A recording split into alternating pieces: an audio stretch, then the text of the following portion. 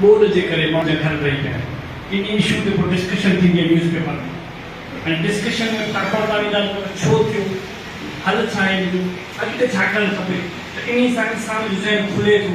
भई हीउ मसइलो जेको थिए थो छाजे लाइ थिए थो हुनखे हल कीअं कबो ईअं पंहिंजे ज़हन जी परवरिश कंदे कंदे आहिस्ता आहिस्ता असांजो माइंड तयारु थींदो थो वञे ईअं जंहिं सब्जेक्ट खे पढ़ो उन खे अहिड़े तरीक़े सां पढ़ो जो उहा शइ तव्हांजे ज़हन में समाइजी वञे उन जा कंसेप्ट तव्हांजा क्लियर थियनि उहे साॻिया कंसेप्ट तव्हांखे एग्ज़ाम में कमु ईंदा 12 पेपर आहिनि CSS में ऑलमोस्ट त